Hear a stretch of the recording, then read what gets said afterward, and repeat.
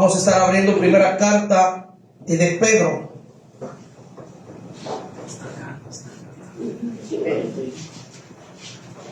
Y cuando lo encuentre se pone sobre sus pies, por favor.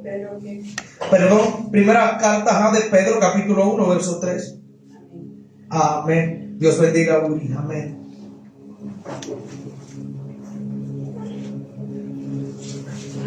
Primera carta de Pedro, capítulo 1, verso 3. Alguien me había pedido en alguna ocasión que diera este tema. Yo no lo daba, digo, porque pues no es el momento. O no lo predica cuando es el momento. Pero hoy vamos a estar hablando de un tema muy importante. Si lo encontró, se pone sobre sus pies, por favor. Primera carta de Pedro, capítulo 1, verso 3. ¿Cuántos están alegres? Amén. Amén. Estamos alegres. No hacía fiestas el domingo, porque pues en realidad estamos alegres porque Cristo resucitó. Por eso es que estamos alegres, porque el Señor Jesucristo resucitó. Hijo, ¿le podría subir un poquito más de volumen, por favor? Ponerle por ahí un poquito más para no forzar tanto mi garganta. Me duele un poquito. Bueno, vamos a estar leyendo la palabra del Señor así. Miren, dice la bendita palabra del Señor así: bendito el Dios y Padre de nuestro Señor Jesucristo, que según su gran misericordia nos hizo renacer para una esperanza viva por la resurrección de Jesucristo. ¿De Jesucristo de dónde? De los muertos. ¿De dónde resucitó el Señor? De los muertos. Él está vivo. Él vive y reina por los siglos. Oramos, amén. Padre Dios, bendito de gloria, Señor, en esta hermosa noche, amado Dios, fiel y verdadero, Señor, estamos agradecidos con usted por la oportunidad que nos da de poder estar aquí presentes para escuchar su palabra. Bendiga a los que estamos aquí, a los que no pudieron venir, bendígalos también y guárdalos, Señor. Ayúdenos, Señor, a entender la palabra que usted tiene para nosotros el día de hoy, Señor. Gracias. Hemos cantado salmos, himnos, coros a su nombre, Señor. Ha llegado el tiempo, Señor, de meditar en su bendita y hermosa y divina palabra, Señor. Quite toda distracción y que solamente nos podamos enfocar, Señor, en el mensaje y en el consejo de su palabra. Todo esto se lo pedimos a usted en el nombre de Jesús. Amén y amén. Puede sentarse, por favor. Amén. Gloria al Señor. Bueno, el tema de hoy lleva por título la esperanza de la resurrección. Vamos a seguir un poquito de lo que hablamos el domingo. El tema de hoy tiene por título la esperanza de la resurrección. El apóstol Pedro anduvo con Jesús, ¿verdad? Él es el que anduvo con él y pasaron muchas cosas con Pedrito, con Periquito. Y el Señor Jesucristo, ellos tenían sus propias conversaciones personales y aparte.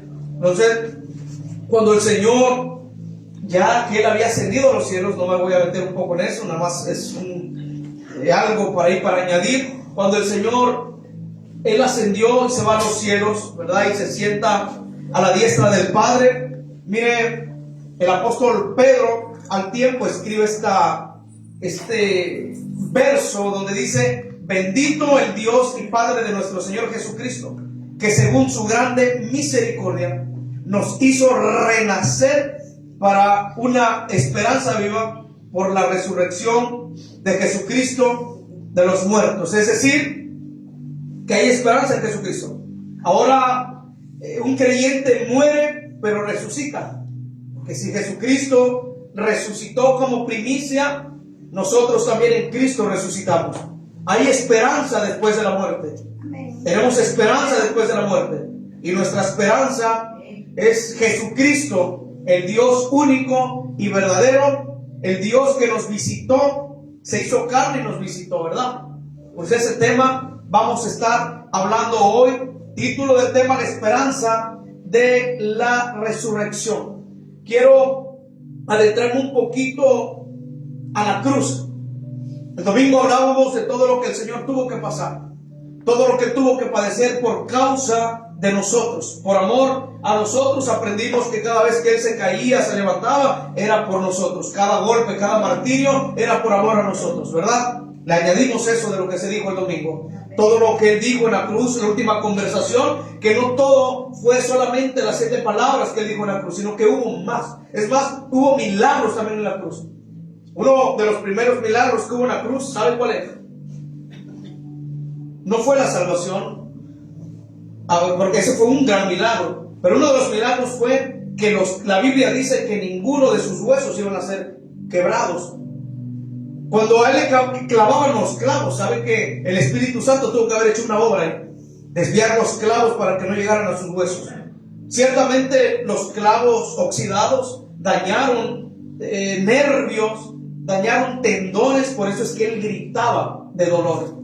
Porque dañaron los nervios, dañaron los tendones, dañaron su propia carne internamente. Por eso es que Él gritaba, pero cuando los clavos se iban incrustando a través de los romanos, ¿verdad?, le metían esos clavos, el Espíritu Santo estaba allí. El Espíritu Santo estaba allí. Y el Espíritu Santo estaba haciendo un milagro desviando los clavos, o no sé cómo le hizo, pero los clavos no tocaron los huesos de nuestro Salvador.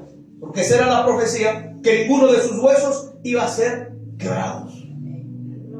Enterraron su lanza en el costado. ¿Qué hay aquí? Costillas. Aparte de que Él ya iba flagelado, aparte de que su cuerpo ya iba demasiadamente herido, débil, no podía ya caminar. Todavía dice que le enterraron una lanza en su costado y hay costillas aquí. El Espíritu Santo tuvo que haber hecho un milagro en esa lanza, desviar la lanza para que no tocara ni siquiera ni una de sus costillas. ¡Qué poderoso es Jesús! Tanto amor que nos mostró el Señor en la cruz del Calvario. ¡Wow! Porque de tal manera amó Dios al mundo, ¿verdad? Hoy quiero enlazarnos, o que nos enlacemos a aquella escena de la cruz en Gólgota. Ahí en Gólgota, cuando estaban las 3 cruces, por cierto, Jesús en medio y junto a ellos 2 ladrones. Por ahí habla, dice sus nombres. 2 ladrones, uno a la derecha y otro a la izquierda, y Jesús en medio. Había un ladrón que a Jesús empezó como ciertamente a reclamarle cosas. Pero había otro ladrón que ciertamente creyó en Jesús. El ladrón de la cruz. Algo tremendo aquí, cuando Jesús murió en la cruz, de acuerdo al Evangelio de Juan, capítulo 19, en el verso 38, la Biblia dice que bajan el cuerpo de Jesús. Dejando un poquito al ladrón, ahorita nos metemos en el ladrón. Bajaron el cuerpo de Jesús a una tumba, lo llevaron a una tumba que no había sido usada. Pero aquí surge una pregunta tremenda: ¿dónde estaba el alma de Jesús en ese momento que el cuerpo estaba siendo trasladado a la tumba? Y eso es lo que vamos a ver hoy. ¿Dónde estaba el cuerpo de Jesús? Primero Jesús platica con el ladrón, Jesús muere. Después de eso bajan el cuerpo, lo llevan a un lugar o lo trasladan a un lugar. Pero ¿dónde estaba el alma de Jesús cuando el cuerpo lo estaban trasladando a la tumba? Miren, vamos a ver Evangelio de Juan, capítulo 19, verso 38. Evangelio de Juan, capítulo 19, verso 38. Vamos a ver qué le hacen al cuerpo de Jesús primeramente. Dios es bueno. Miren, vamos a leer Evangelio de Juan, capítulo 19, verso 38, del 40 al 42. Y miren lo que dice. Después de todo, cuando Jesús ya había expirado, dice: después de todo esto, José de Arimatea, que era discípulo de Jesús, pero secretamente por miedo de los judíos, rogó a Pilato que le permitiese llevarse el cuerpo de Jesús. Y Pilato se lo concedió. Entonces vino y se llevó el cuerpo de Jesús. También Nicodemo, el que antes había visitado a Jesús de noche, vino trayendo un compuesto de mirra, de aloe como 100 libras. Nicodemo, ¿se acuerdan quién era Nicodemo? Imagínense. Tomaron pues el cuerpo de Jesús y lo envolvieron en lienzos con especias aromáticas, según es costumbre sepultar entre los judíos. Y mira el 41. Y en el lugar donde había sido crucificado había un huerto, y en el huerto un sepulcro nuevo, en el cual aún no había sido puesto ninguno. 42 dice: allí pues, por causa de la preparación de la Pascua de los judíos, y porque aquel sepulcro estaba cerca, ¿pusieron a quién? Pusieron a Jesús, pusieron al Maestro, pusieron al Mesías, pusieron al Salvador.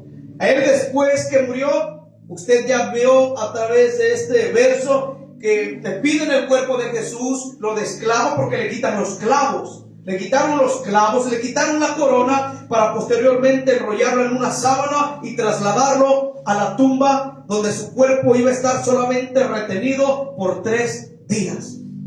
Solamente por 3 días. No se iba a quedar ahí definitivamente. Solamente por 3 días. Recuerde que Él, nadie le quita la vida. Él la da por nosotros, o la dio por nosotros, y después la volvió a tomar. ¿Por qué? Sencillamente porque Él es Dios, porque Él es poderoso, porque nadie le puede quitar la vida a Él. Él la da, Él la quita y Él la vuelve a tomar.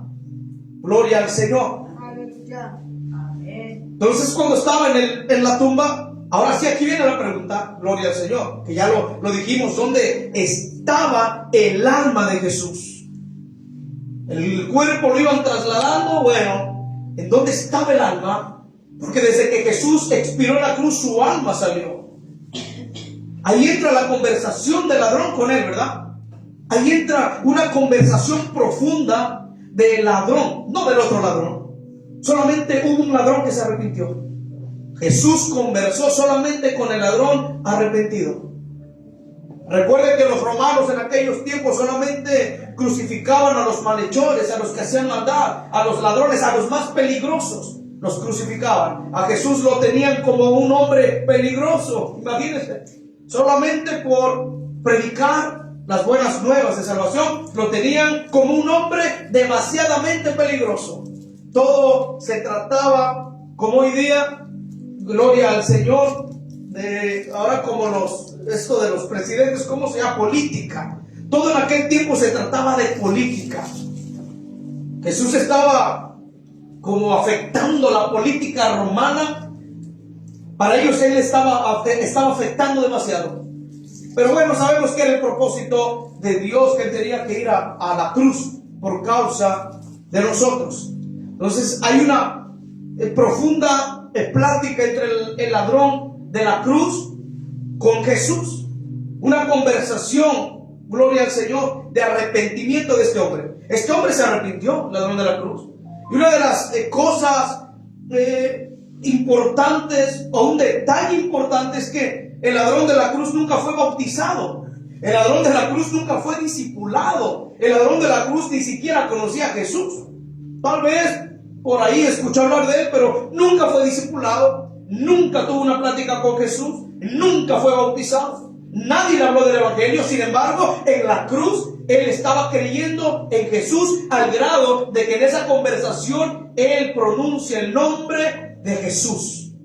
El ladrón creyó en Jesús. En ese momento de agonía, de muerte, se estaba arrepintiendo el ladrón. El ladrón sencillamente le dijo una palabra: acuérdate, Jesús, de mí cuando vengas en tu reino. Y Jesús le dice: desde hoy estarás conmigo en el paraíso. Miren qué conversación tan hermosa. El ladrón había creído en Jesús. El ladrón se había arrepentido porque sabía que el que estaba a un lado de él era el Hijo de Dios. Y lo vamos a ver por la palabra del Señor. Gloria al Señor. Mire en Lucas, Evangelio de Lucas, capítulo 23. Mire lo que nos enseña la palabra de Dios. Es maravillosa la palabra del Señor. Evangelio de Lucas, capítulo 23. Amén. Búsquelo por ahí. Evangelio de Lucas, capítulo 23, verso 42 al 43. Ven, lo voy a repetir una vez más. Evangelio de Lucas capítulo 23, verso 42 al 43. Vamos a ver la conversación del ladrón con Jesús. El otro lo estaba injuriando. El otro lo estaba injuriando a Jesús, lo estaba señalando. Sin embargo, el ladrón arrepentido le dijo al Señor que se acordara de él. En el 42 dice: y dijo a Jesús: acuérdate de mí cuando vengas en tu reino. Entonces Jesús le dijo: de cierto te digo que hoy estarás conmigo en el paraíso. Mire qué lindo es el Señor. De cierto te digo que hoy estarás conmigo en el paraíso. Hace unos días atrás alguien me preguntaba: pastor, si alguien, el Señor le da oportunidad que se le haya hablado del evangelio, y si tiene un accidente ya de muerte, que vaya a perecer, y si el Señor le da 2 minutos todavía de vida, ¿será que si se arrepiente se lo lleva el Señor? ¿Usted qué cree? Sí. Pero ojo, tiene que ser un arrepentimiento genuino. Genuino. No nada más porque voy a decir: Señor, perdóname por todo. No, tiene que ser genuino, un arrepentimiento así como el ladrón de la cruz, que brote, que salga del corazón, un arrepentimiento sincero, un arrepentimiento honesto, que yo diga: me arrepiento, Señor, perdóname, porque es lo que le tenemos que decir al Señor. Es lo que le dijo el ladrón de la cruz: Señor, yo he hecho tantas cosas. Es más, usted lo sabe, tal vez platicaron eso, no lo dice, ¿verdad? Porque el Señor conocía todas las intenciones del corazón. El ladrón que arrepentido y el otro sabían lo que habían hecho. En aquellos tiempos los ladrones no tan solamente robaban, sino que asesinaban también. Era algo serio en aquellos tiempos, aparte de que las leyes eran rígidas. Cuando Jesús estuvo en la tierra todavía eran parte de la ley, todavía estaban viviendo la ley mosaica todavía. Era dura la ley. El que no cumplía la ley, pues bueno, usted sabe lo que pasaba. Cuando la mujer fue sorprendida en actos, ya sabe usted de qué. En aquellos tiempos la ley decía que tenían que apedrear a una mujer. Sin embargo, se la llevan al maestro, como para tentar al maestro, los escribas y los fariseos, y le dicen: maestro, hemos encontrado a esta mujer en acto de adulterio. Y Jesús, solamente escribiendo en tierra, nadie sabe qué escribió, así que no pueden decir que fue un pescadito o algo. Nadie sabe qué escribió Jesús en la tierra, solamente es un misterio todo eso, ¿verdad? Empezó la conversación ahí, al grado de que el Señor les dice: el que esté libre de pecado, que arroje la primera piedra. Nadie se atrevió a arrojar la primera piedra, y uno por uno se empezó a ir, porque la ley era apedrear a la mujer, porque todavía vivían en la ley. Ahora ya no, ahora estamos en la expansión de la gracia. Vivimos y estamos por la gracia, por la muerte de Jesús en la cruz del Calvario. Miren qué hermoso, el ladrón fue salvo por Jesús, y más adelante vamos a ver dónde se va ese ladrón, cuando ya muere, igual que Jesús.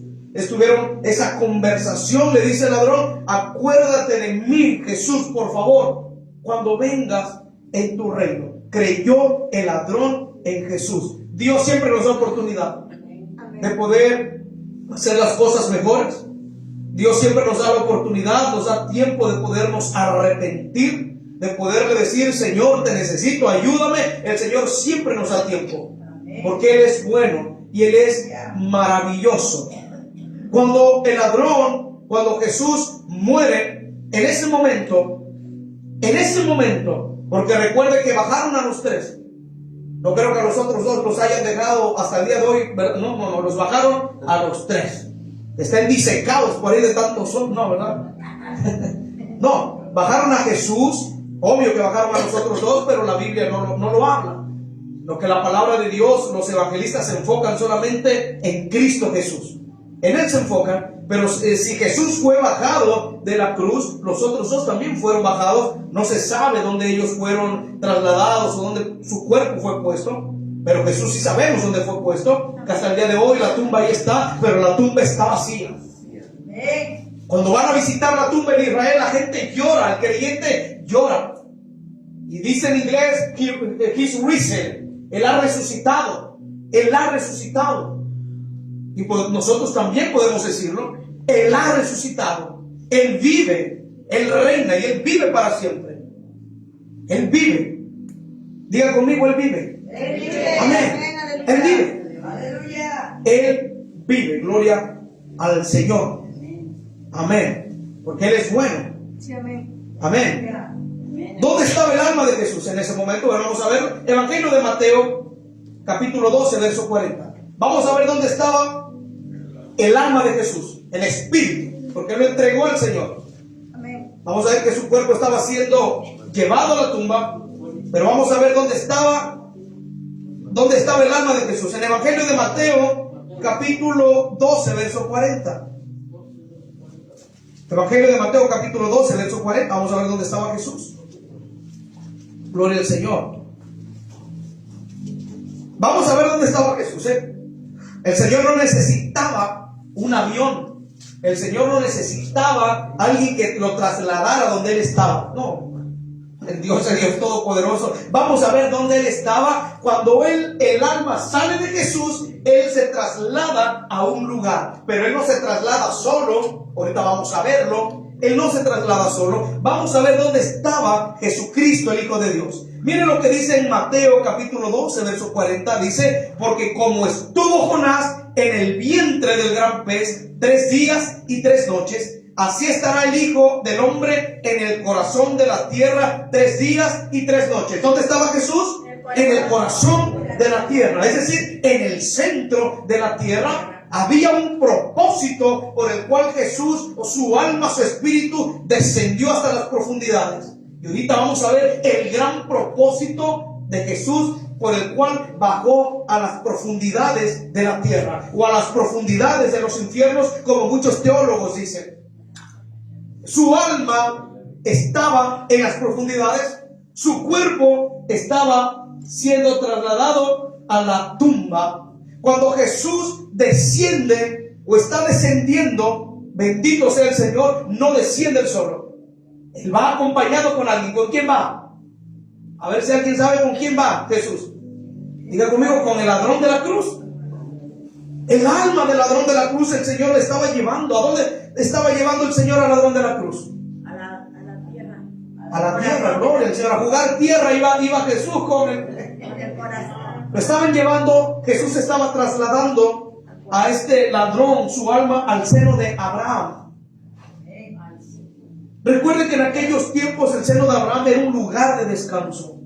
El seno de Abraham era un lugar de reposo, donde todos los que morían, los creyentes que perecían, que fallecían, se iban a ese lugar de reposo, el cual ahora ese lugar está vacío.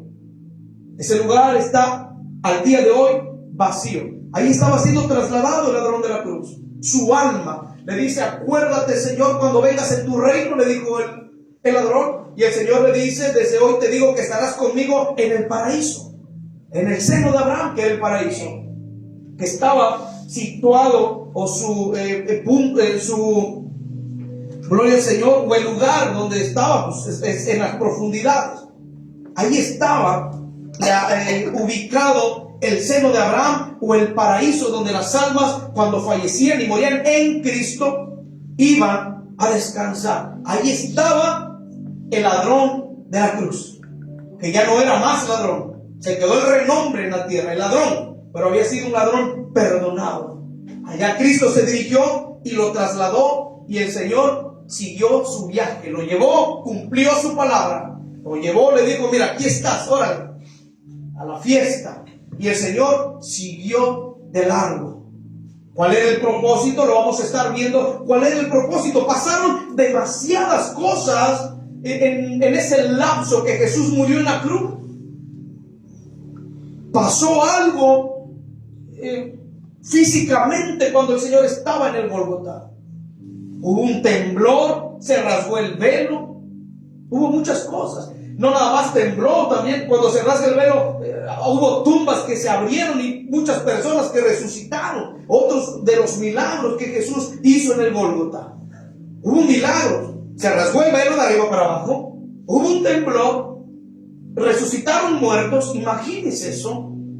Aquí, en lo físico, en lo visible, pero en lo invisible, en lo espiritual, Jesús también estaba trabajando a favor de nosotros. De nosotros. Jesús ciertamente ya había vencido en la cruz, pero el Señor tenía que ir a hacer algo más en las profundidades de la tierra. Él bajó hasta lo profundo. ¿Sabe para qué? Para completar la obra de salvación, para completar la obra de redención y así demostrar su victoria total sobre la muerte y sobre el pecado. Ese es el propósito de Jesús, demostrar, gloria al Señor, su victoria total sobre la muerte y sobre el pecado. Hay muchos estudiadores que dicen que cuando Jesús estaba en la cruz, dice que muchos dicen, yo la verdad no lo dice la palabra, que estaban haciendo fiesta el enemigo y sus secuaces demonios. Yo creo que así ha de haber sido, ¿verdad? Ha de haber dicho el enemigo, lo derrotamos, hemos vencido, lo hemos avergonzado. Mira cómo está avergonzado, desnudo ahí en la cruz. Se estaban tal vez burlando. Aclaro, lo estoy diciendo yo, no lo dice la Biblia. Eso está saliendo de mí. Que tal vez se burlaron, se rieron, se mofaron. Tal vez el enemigo y la muerte decían, mira dónde está, o los demonios, no sé. Tal vez se burlaban y decían, lo hemos vencido, lo hemos avergonzado. Mira, hicimos que lo clavaran en la cruz, ya murió, se acabó todo. Tenemos una autoridad y el dominio ahora nosotros. Eso es lo que ha de haber pensado el enemigo. Gloria al Señor. Sin embargo, la palabra de Dios nos revela otra cosa. Gloria al Señor. Ese era el propósito de Jesús. Declarar su victoria sobre la muerte y el pecado. Gloria al Señor Jesucristo. La Biblia especifica que Jesús había descendido al Hades, porque Él descendió al Hades, Él descendió al Seol, a las profundidades. Gloria al Señor. Hasta allá Él descendió. Seol en hebreo, Hades en griego, que quiere decir el lugar de los muertos. El lugar de los muertos. Estas referencias, Hades y Seol, es lo mismo, que significa el lugar o la morada de los muertos, pero también es un lugar de tormento. Muchos intuyen o dicen que el Hades, que el Seol, que el seno de Abraham, ciertamente, y el infierno son cosas diferentes. Y yo concuerdo. El Hades, el seno de Abraham y el infierno son cosas diferentes. Pero el Hades y el Seol es lo mismo, un lugar de tormento. ¿Y por qué lo creemos? Porque la Biblia lo dice. En el lugar de tormento están estas almas perdidas. En el seno de Abraham estaba el ladrón de la cruz, el arrepentido, juntamente con todos los que habían muerto desde aquellos tiempos, desde el tiempo de Génesis. Estaban ahí en el seno de Abraham. Y vamos a ver qué es el seno de Abraham. Perdón, no el seno de Abraham, eso lo vamos a ver más adelante. Vamos a ver qué significa Hades. Miren, Evangelio de Lucas, capítulo 16. Todo lo que tuvo que hacer el Señor, Dios mío. Evangelio de Lucas, capítulo 16, iglesia querida. Verso 22, 23 y 24. Vamos a ver lo que nos enseña la palabra del Señor. Sí, aquí vamos a hablar también del seno de Abraham, para que usted vea dónde estaba el seno de Abraham. Ahí estaba el ladrón de la cruz. Nadie podía ascender a los cielos en ese tiempo. Todo era allá abajo, en las profundidades donde estaba el seno de Abraham.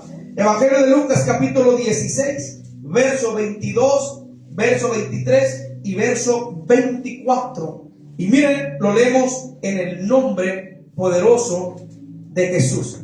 Aquí vamos a leer. Dice: aconteció que murió el mendigo. Esta es la de la parábola, ¿verdad? Y fue llevado por los ángeles al seno de Abraham. Y murió también el rico y fue sepultado. Y en el Hades, ¿ya vio? Y en el Hades alzó sus ojos, estando ¿en qué?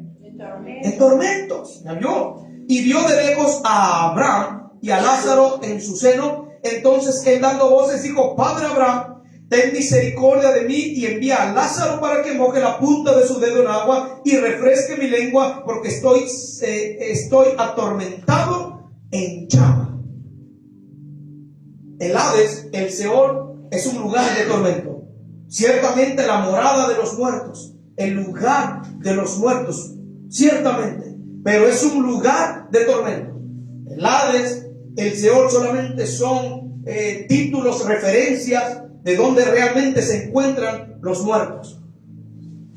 Aclarando, los muertos perdidos, los que ya están perdidos. Pero por otro lado estaba el seno de Abraham, donde estaba Lázaro, el mendigo, ¿verdad? Ahí estaba. Pero por otro lado estaba siendo atormentado este hombre. ¿Sabe también quién estaba en ese lugar de tormento? Aunque la Biblia no lo dice, el otro ladrón que murió al lado de Jesús, el que no se arrepintió, estaba también en ese lugar. Tristemente abrió sus ojos en ese lugar de tormento. ¿O usted cree que se haya salvado? No. ¿Dónde cree usted que esté salvo? Perdida. Ahí estaba también ese ladrón que injuriaba a Jesús y que no se quiso arrepentir. Vio el Hades, y el Seol es un lugar de tormento. ¿Y dónde está eso? En lo profundo de la tierra. Ahí se encuentra el Hades y el Seol, en lo profundo de la tierra, donde el Señor estaba en ese momento. Él bajó, el Señor estaba descendiendo a las profundidades de la tierra. Por ahí se dice que Jesús descendió a predicarle a los espíritus que estaban encarcelados. Y muchos piensan que Jesús fue a predicarles de su amor a los que estaban encarcelados ahí. También Pedro, la primera carta de Pedro, nos habla de ángeles que están encarcelados, justamente en prisiones oscuras, reservados para el día del juicio. Ángeles que no fueron perdonados ya, que solamente están reservados para el día del juicio, y el Señor sabe lo que va a hacer con ellos. Sin embargo, carta de Pedro dice que el Señor fue a predicar a los espíritus encarcelados, y lo vamos a leer. Primera carta de Pedro, capítulo 3, versos 18 al 19. Porque recuerden que Él estaba en las profundidades de la tierra. Él estaba ahí en las profundidades de la tierra.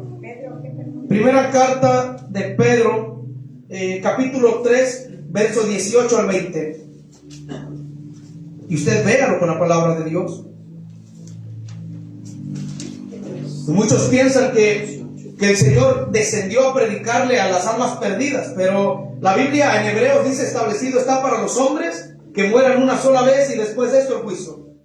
Siempre he dicho y creo por la palabra del Señor que la salvación es en vida, porque después de muertos ya no hay oportunidad. Entonces es imposible que Jesús haya ido a las profundidades a predicarle de la palabra de arrepentimiento de Dios a los espíritus encarcelados. Y cuando nos referimos a espíritus encarcelados, nos referimos a personas que están siendo hasta el día de hoy atormentados en ese lugar llamado Hades o Seol. Miren lo que dice en primera carta de Pedro, capítulo 3, versos 18 al 20. Porque también Cristo padeció una sola vez por los pecados, solamente una sola vez. Él ya no puede padecer dos veces. O sea, ya no, solamente una vez. Dice: el justo por los injustos, para llevarnos a Dios, siendo a la verdad muerto en la carne, pero vivificado en espíritu, en el cual también fue y predicó a los espíritus encarcelados. Y aquí en el 20 dice: los que en otro tiempo, aquí habla de quiénes son los espíritus encarcelados, los que en otro tiempo desobedecieron, cuando una vez esperaba la paciencia de Dios en los días de Noé, mientras se preparaba el arca, en la cual pocas personas, es decir, 8, fueron salvas por agua. Y aquí la misma palabra lo está testificando. La misma palabra está diciendo que las almas encarceladas, aquí está, dice que son las que desobedecieron. Aquí está claramente. Usted puede apuntarlo, esta cita, y puede en su casa meditar. Y también dice que Cristo solamente padeció una sola vez por los pecados. ¿Usted cree que Él iba a descender abajo de las profundidades a hablarles nuevamente de la palabra y a padecer por ellos? No, ya no. Y estaban perdidos. Perdidos. Eso es lo que quiere decir. Miren, cuando dice que Él descendió a predicar a los espíritus encarcelados, no es una predicación como lo que estamos haciendo nosotros, sino que Jesús no les predicó tampoco de arrepentimiento, sino que Él proclamó su victoria sobre el pecado y la muerte. Él les dijo a todos ellos que Él ya había vencido, que solamente en Él había victoria. O sea, Él no fue a predicar. Él no les fue a predicar a los espíritus encarcelados, sino a proclamar su victoria sobre la muerte y sobre el pecado. Eso es lo que fue a hacer Jesús. Él no fue a hablarles de arrepentimiento ni decirle, mira, aquí estoy, cree en mí ahora. No, no fue así. Establecido está para los hombres que mueran una sola vez y después de esto el juicio. El Señor solamente proclamó victoria sobre el pecado y la muerte. Eso es predicar, proclamar. Eso es predicar, hablar, decir un mensaje, decir algo. Eso es proclamar. Y eso es lo que Jesús hizo. Proclamó su victoria. Proclamó lo que había pasado en la cruz. Proclamó que en Él ya había salvación. Él estaba en las profundidades de la tierra. Aquí aparecen los espíritus encarcelados. Gloria al Señor. Pero no era tanto aquí importante, por así decirlo, los espíritus encarcelados. Esa no era tanta la importancia, ya que ellos estaban juzgados y ellos estaban, gloria al Señor, perdidos. Esa no era la importancia ya. Claro que no. Vamos a ver cuál era verdaderamente el propósito. El propósito era otro, pero ya en ese plano espiritual. Mire, vamos a leer Hebreos capítulo 2, versos 14 y 15. Hebreos capítulo 2, versos 14 y 15.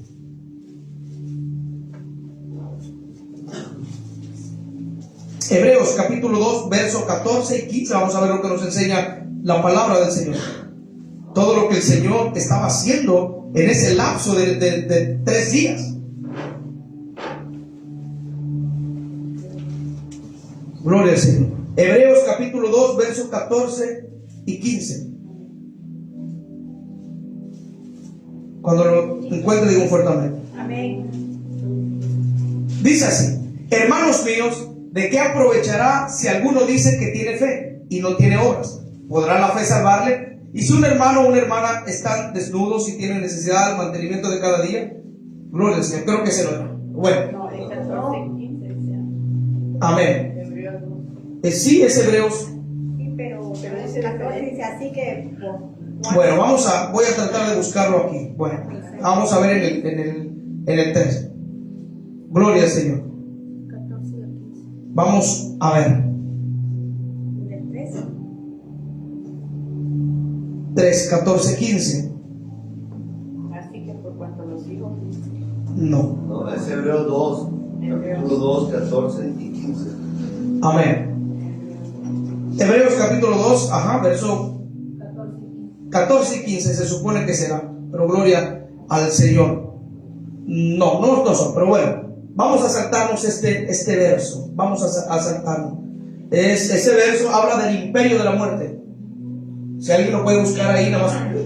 Habla del imperio de la muerte, lo que el Señor tuvo que hacer. ¿Lo puedo leer? Claro que sí. Si lo tiene minuto, léalo, claro que sí.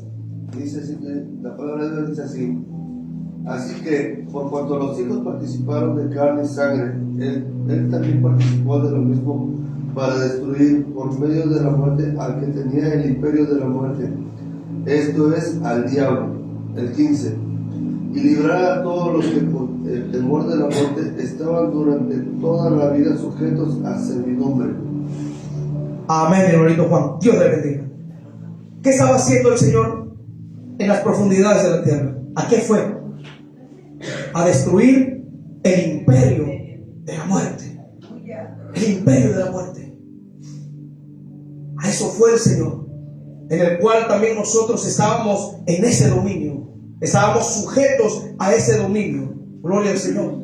Por eso el Señor, cuando descendió a las profundidades, descendió a destruir ese decreto, porque era un decreto.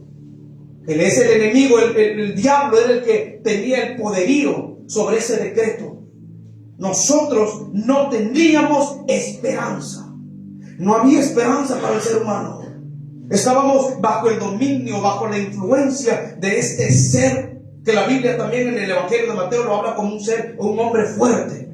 Pues estábamos nosotros bajo ese dominio. La muerte del ser humano era muerte segura, a menos de que alguien le quitara todo poderío. Se sentía confiado. Él se sentía que nadie lo podía derrotar. Él se sentía que él tenía el imperio que era todo de él y que nadie se lo podía quitar. Él se creía que nadie lo podía vencer. Pero el Señor Jesucristo estaba en las profundidades para destruir todo imperio de la muerte. Gloria al Señor.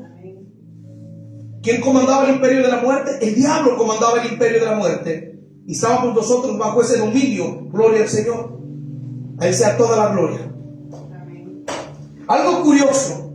Ahí es donde entran el enemigo estaba haciendo fiesta. ¿Saben por qué? Porque cuando el Señor descendió, dice que a destruir todo, gloria al Señor, imperio de la muerte, el Señor ya los había vencido en la cruz. Solamente el Señor iba a ir a gloria a Dios, a decirles que Él ya había vencido. Pero mire algo curioso en Colosenses capítulo 2, verso 14. Algo curioso. Ellos se sentían que nadie los iba a vencer. Estaban celebrando. Colosenses capítulo 2, verso 14.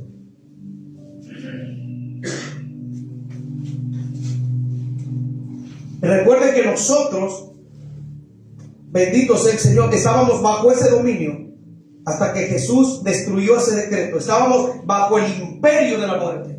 Y miren lo que hizo Jesucristo. Ellos tal vez estaban alegres, celebrando todo lo que estaba pasando. Pensaron que habían destruido al maestro, que lo habían asesinado, que nada iba a pasar, que nadie les podía quitar el dominio. Gloria al Señor, que nadie podía destruir este imperio. Y miren lo que dice en Colosenses capítulo 2, verso 14. Vamos a leer hasta el 17. Dice: anulando el acta de los secretos que había, ¿contra quiénes había? El acta de los secretos en contra de nosotros, que nos era contraria, quitándola del medio. ¿Quién la quitó del medio? Jesús. Dice, clavándola. ¿En dónde la clavó? En la cruz. Y despojando a los que pensaban que no podían ser despojados, a los que pensaban que habían derrotado al maestro, dice, y a las potestades los exhibió públicamente, triunfando sobre ellos en la cruz del Calvario. El Señor avergonzó públicamente a Satanás, al diablo y a sus principados y potestades en la cruz del Calvario. Solamente faltaba alguien: la muerte, el imperio de la muerte. Aquí no habla de la muerte, porque ciertamente la muerte venció a Jesús en la cruz. El Señor se dejó quitar la vida por nosotros, ciertamente le quitó la vida a la muerte, porque el Señor dio su vida. No es que se la haya quitado, sí, lo venció en ese momento, porque el Señor así lo dispuso, pero el Señor la volvió a tomar. Y vamos a ver lo que hace el Señor con la muerte. Ya lo vimos aquí, que destruyó todo imperio de la muerte. Bendito sea el Señor Dios Todopoderoso. A Él sea toda gloria. Anuló el acta de los secretos. Mire qué hermoso es Dios. Gloria al Señor. ¿Qué le quitó Jesús al enemigo? Diga conmigo: todo poderío y toda autoridad. Amén. Le quitó todo poderío y le quitó toda autoridad. Y destruyó el imperio. No destruyó a la muerte, destruyó su imperio. Lo que pensaba que nadie podía tocar. Descendió el Señor a las profundidades, se le presentó y destruyó todo imperio de la muerte. Y no nada más fue a eso. No nada más fue a destruir ese imperio. Ese imperio no nada más fue destruido. Gloria al Señor. Vamos a ver qué más pasó. Porque no nada más destruyó el imperio de la muerte. No le quitó tan solamente el Señor la autoridad. Algo más pasó. Y lo vamos a ver a la luz de la palabra. Apocalipsis capítulo 1, verso 18. Vamos a ver qué le quitó. O sea, destruyó el imperio el Señor. Le quitó toda autoridad, pero también hizo algo más. Porque ellos tenían el dominio sobre nosotros, en verdad. No había esperanza para nosotros de resurrección, de salvación. No había nada de eso, no existía nada. Por eso es que se sentían cautivos en el seno de Abraham la gente, porque todavía no había llegado la promesa, el cual era Jesús. Miren, Apocalipsis capítulo 1, verso 18. Vamos a ver a qué bajó el Maestro, a qué bajó nuestro Salvador a las profundidades. No tan solamente a destruir el imperio de la muerte. Destruir el imperio de la muerte es decir, que le quitó al enemigo toda autoridad, toda soberanía le quitó. Y miren lo que dice, y aquí lo dice el Señor Jesucristo. en Apocalipsis capítulo 1 verso 18, y aquí dice a qué bajó a las profundidades. Dice, y el que vivo y estuve ¿qué? Muerto, mas he aquí que vivo por los siglos de los siglos, amén, y tengo las llaves de ¿qué? De la muerte y del Hades. Tengo toda autoridad, tengo todo dominio. Y él mismo lo dice, yo soy aquí la resurrección, yo soy la esperanza ahora. Él está diciendo, en mí ahora hay esperanza de resurrección. Ahora si yo vivo, ustedes viven también. Aquí lo dice, y tengo las llaves de la muerte y del Hades. Es decir, que él tiene toda la autoridad sobre todo, sobre las profundidades, sobre el cielo, sobre todos. El Señor tiene dominio y tiene autoridad. Jesús es el Dios soberano de gloria. Destruyó el imperio de la muerte y le quitó, le arrebató las llaves a la muerte. La muerte ya no tiene autoridad sobre usted. La muerte no tiene autoridad sobre mí. Morimos aquí en la tierra, sí, pero al morir abrimos los ojos en la presencia de Dios, porque le arrebató las llaves a la muerte. Antes no era así. Ahora vamos directamente con el Señor. Y por eso en el seno de Abraham las almas se sentían, estaban esperando al Mesías. Y lo vamos a ver ahorita a la luz de la palabra. Lo vamos a ver a la luz de la palabra, qué sentían ellos.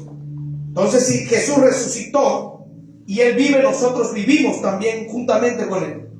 Ahora hay esperanza de resurrección para el que muere en Cristo. Hay esperanza de resurrección.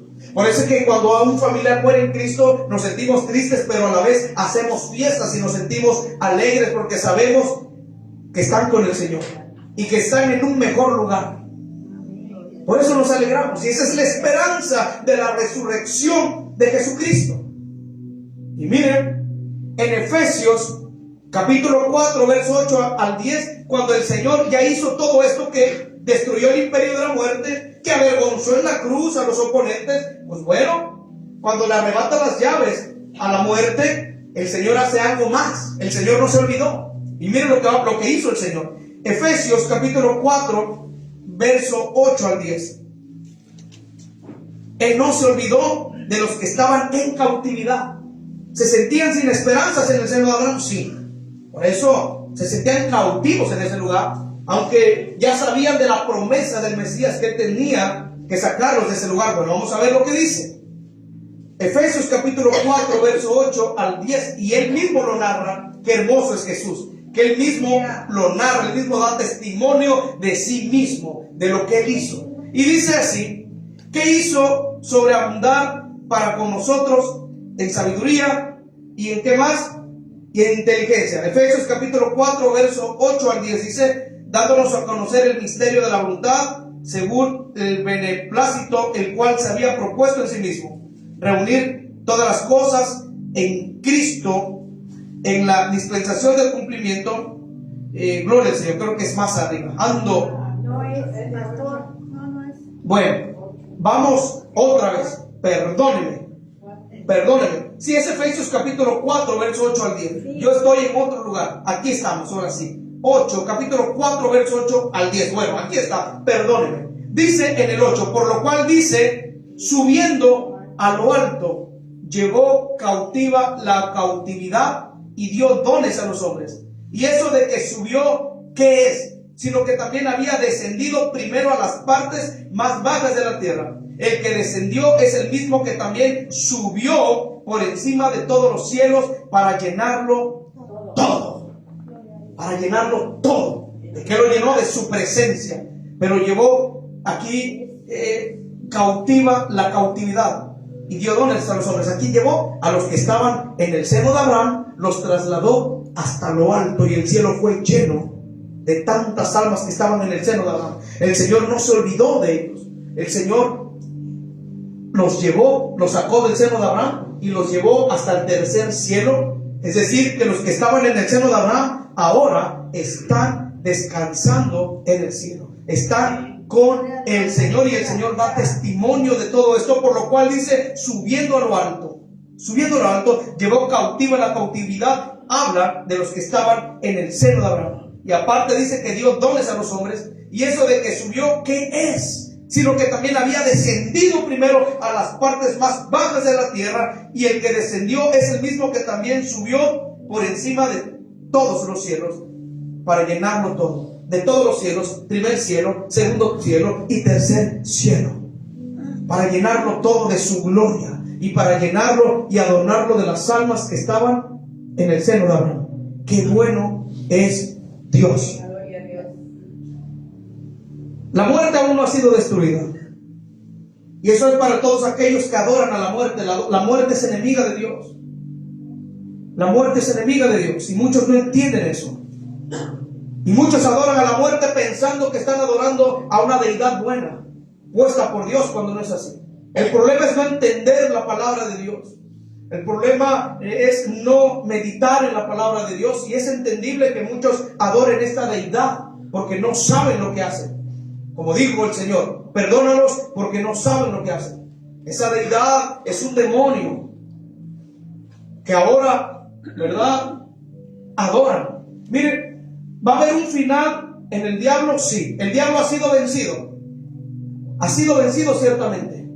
Pero el final va a ser otro del enemigo. Y lo vamos a ver por la palabra de Dios. Vamos a ver el final del diablo. Y vamos a ver el final también de la muerte.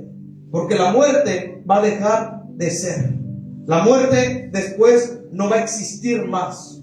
Y lo vamos a ver por la palabra de Dios. Y así vamos ya casi a estar terminando. Apocalipsis capítulo 20. Verso 10.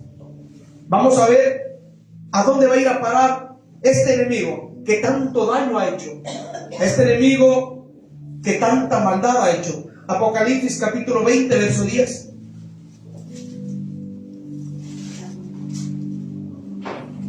Vamos a ver a este engañador dónde va a ser su final trágico, que ahorita solamente es la antesala, porque el lago de fuego está vacío.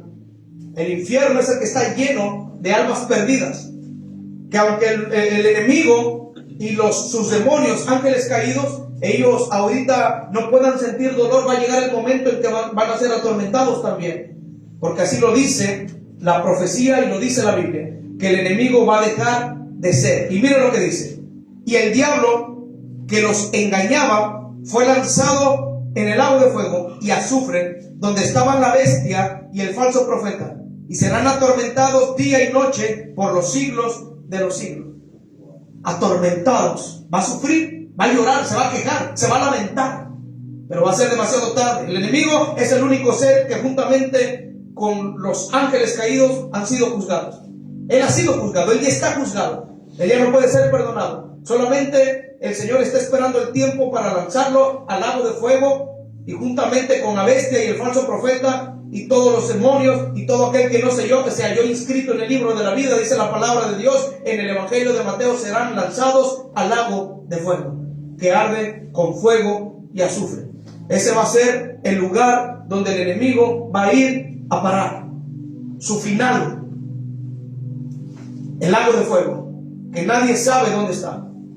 Muchos dicen que es el sol. No, el lago de fuego ya ha sido hecho desde el principio de la fundación del mundo. El lago de fuego el Señor ya lo reservó para Satanás, porque Él sabía lo que iba a pasar, y está reservado el lago de fuego.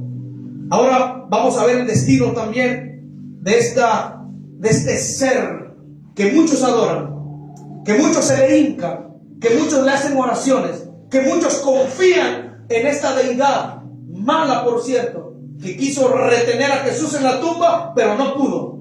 Vamos a ver dónde va a ser el paradero de esta deidad que muchos adoran.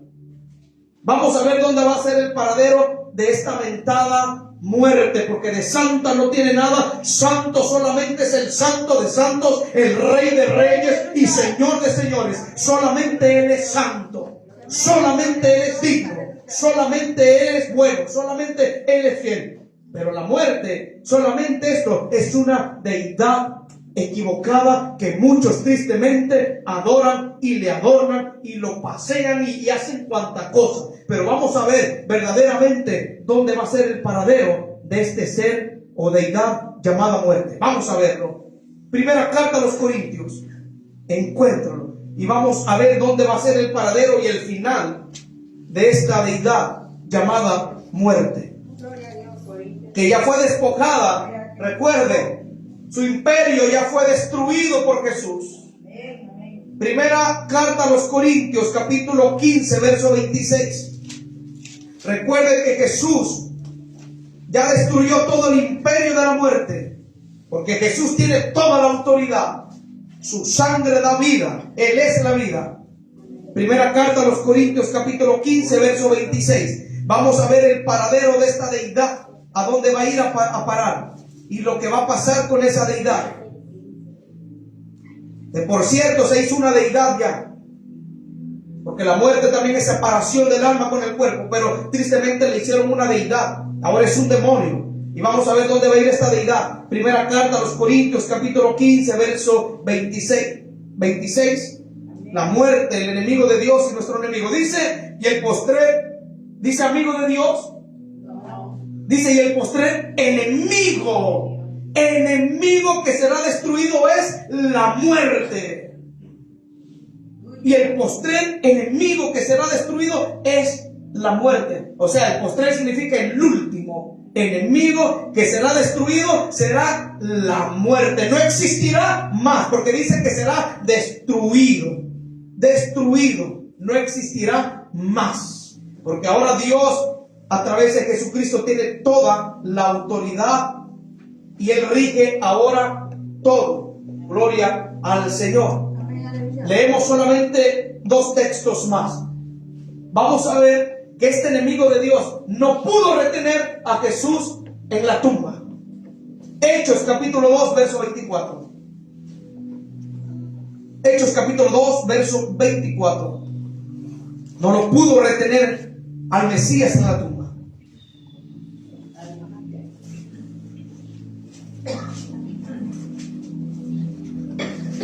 Mire cómo dice.